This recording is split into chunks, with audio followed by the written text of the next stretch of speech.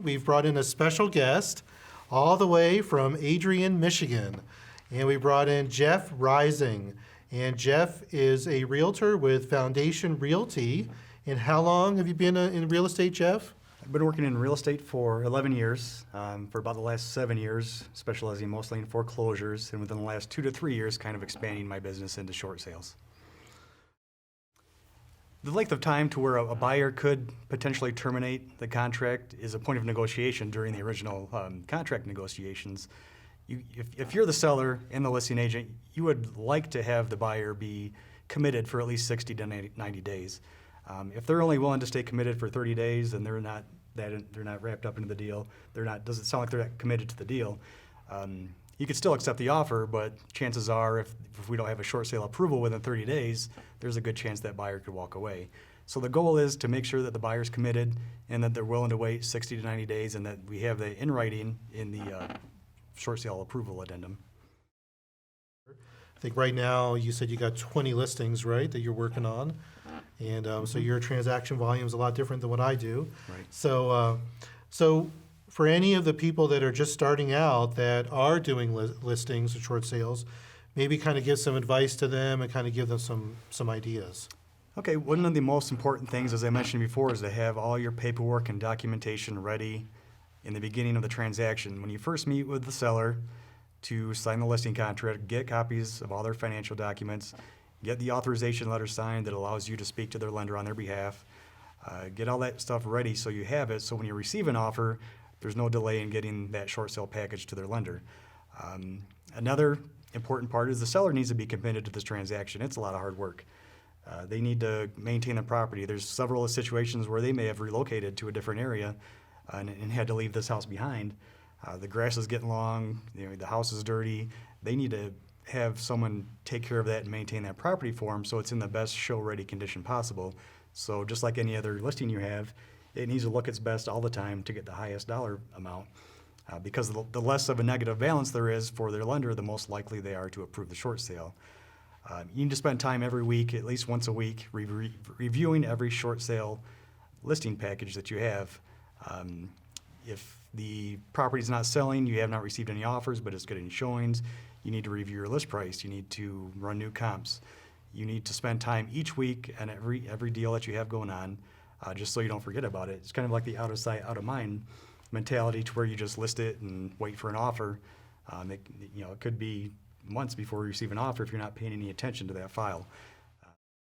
How hard is it for you as a listing agent to get both the bank and the seller to agree on a negotiated price?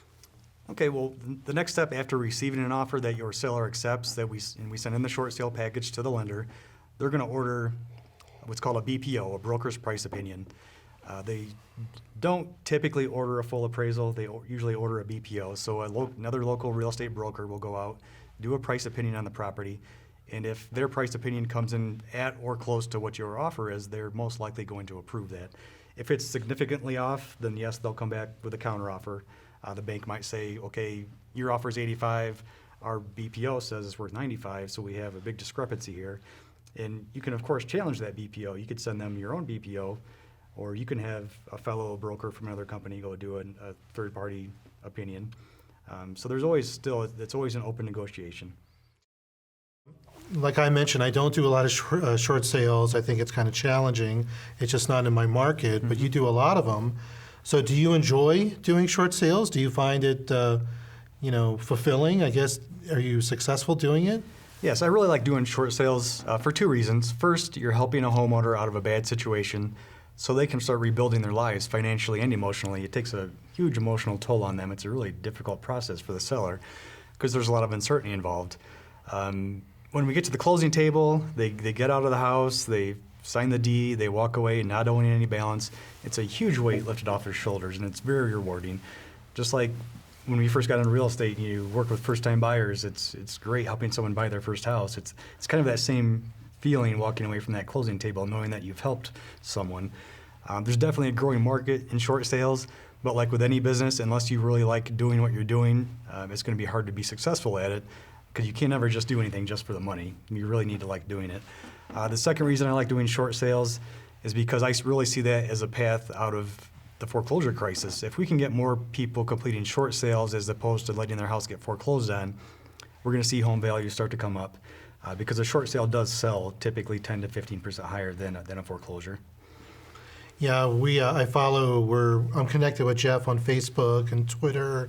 I've known Jeff now for a couple years, and some of the things I've noticed on some of the transactions that you're doing, you make comments about how you feel you're helping specific neighborhoods and areas when you're doing short sales. Right. So you're not only helping that specific seller through all this, emotional trauma and issues that they're dealing with, but I think you're also helping the neighborhoods. Is that right? Oh, absolutely. It's maintaining the values in the neighborhood.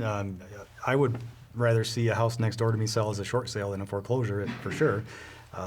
One of the biggest issues with foreclosures is depending on who the bank is that owns the house, it could sit vacant for up to 2 to 3 years before they get it on the market. Wow. So that's a blight to the neighborhood. So when you do a short sale, you're selling from one owner directly to the next owner. There's typically no vacancy term involved. The property's being maintained the whole time, so it is ultimately better for the neighborhoods to get short sales done.